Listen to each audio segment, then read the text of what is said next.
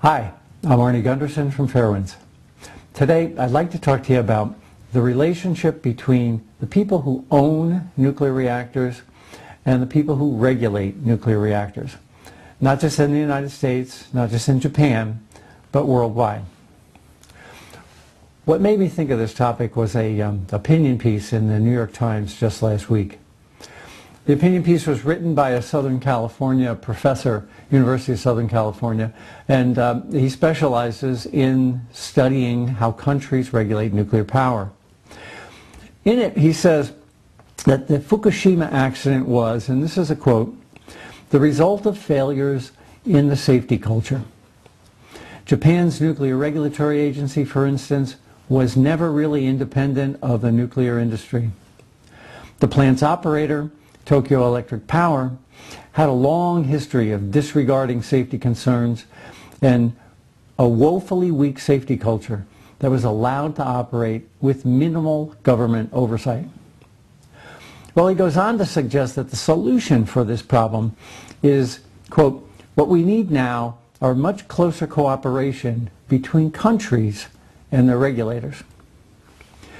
Well, I disagree with what that University of Southern California professor suggests. We don't need closer cooperation between countries. What we need to do is to enforce the safety standards that we already have. Blaming Fukushima on a cozy relationship between Tokyo Electric Power and the Japanese government is wrong. It implies that other countries are doing it better. And that's not true. And that's really what I'd like to talk about in this video. The fuse for Fukushima was lit 45 years ago when Fukushima 1 was built by an American company and an American architect engineer using an American design. To claim that the problem with Fukushima is a cozy relationship between the Japanese regulator and the people at Tokyo Electric is really disingenuous, and it gives the entire nuclear industry a shield to hide behind. Until 1974, the Nuclear Regulatory Commission was regulated by something called the Atomic Energy Commission. Now, the Atomic Energy Commission, or the AEC, had a charter, and it was to promote and to regulate. Now, Congress realized that that wasn't working. And what they did was they split the they split the Atomic Energy Commission into the Nuclear Regulatory Commission and the Department of Energy. The theory was that the Department of Energy would promote and the Nuclear Regulatory Commission would regulate. But what really happened was that the team stayed the same, and all they did was change the name on their jerseys. Well, in 1974, Congress recognized that things were too cozy. So let's fast forward into the 80s and see if things had changed. On the site is a report from 1987, and it's entitled NRC Coziness with Industry. That's not my name for it. That's the Congressional Report's name, the NRC's Coziness with Industry. And it's written by the Committee on Interior and Insular Affairs of the United States Congress. It's long, it's 100 pages, and it's typed, so it's scanned in. But I thought I'd read 3 of the highlights to you. The first highlight is that the congressional staff and Congress people discovered that, quote, the NRC staff interfered with and undermined an investigation of a licensee's wrongdoing at the Fermi plant in Michigan. The second issue they discovered is that a Nuclear Regulatory Commissioner, one of the 5 appointed commissioners, quote, engaged in behavior that constitutes malfeasance and reflects a continuing closeness with the nuclear industry. This is 1987. And the last one I'd like to call to your attention is that they found, despite the fact of an adequate administrative record demonstrating that a problem was in need of a solution, the Commission issued a rule severely restricting the ability of its own staff to require safety improvements at existing nuclear facilities. So let's jump forward one more decade here and we'll go to the 1990s. In the 1990s, the Inspector General for the Nuclear Regulatory Commission was a man named David Williams. He wrote a letter to the commissioner saying that the problem with the Nuclear Regulatory Commission was that they listened to the people who own the nuclear power plants and not to the people who have legitimate concerns. His exact words was that the NRC, quote, relies on the assurances of licensees. Now, I was part of that report.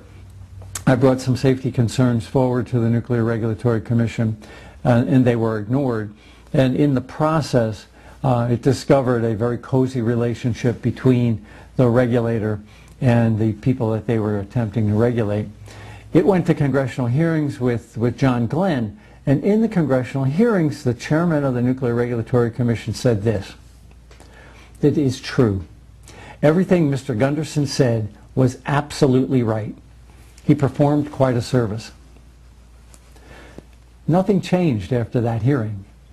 What he said to Congress had no effect on the way the agency was behaving. Well, let's fast forward another decade and start at the beginning of the 21st century. There's an excellent journalism piece out, and it's in the Austin Chronicle. It's investigative journalism at its very best. And it's called "We'll Shill for Nukes." And the author of it discovered that a industry group, NEI, the Industry Trade Organization, was writing opinion pieces. And they were then giving those opinion pieces to professors around the country and asking those professors of nuclear power, nuclear engineering at universities around the country, they were asking the professors to put those in the local newspapers. Well, quite a few professors obliged. So opinion pieces written by the nuclear industry were given to university professors and put with the university professor's name into editorials in local newspapers touting the benefits of nuclear power. Now, what makes this really interesting is that one of the university professors that's mentioned in the story is a man named Dale Klein. Mr. Klein became the chairman of the Nuclear Regulatory Commission 1 year after that investigative journalism report was issued. Well, as a final one, let's look at just 2 years ago. The NRC's Inspector General wrote a report about one of the NRC's commissioners. This gentleman's name is Jeffrey Merrifield. Now, Commissioner Merrifield was determined to have been looking for a job in the nuclear industry while he was a commissioner. He was calling the people he regulated and asking them for work. Not only that, he found work. And for his last couple months on the job, he was making decisions that were favorable to the person who was going to employ him at $1 million a year once he left the NRC. Well, that report is also on our site, and it makes for interesting reading. Well, today, things really haven't changed. Just last month, there was a meeting with the International Atomic Energy Agency, and they had it in private. In that meeting were industry executives and heads of government. That a serious accident happened in Japan is not a statement about the Japanese culture. Rather, it speaks to the pressure that the nuclear industry exerts on nations worldwide. It can happen in your country.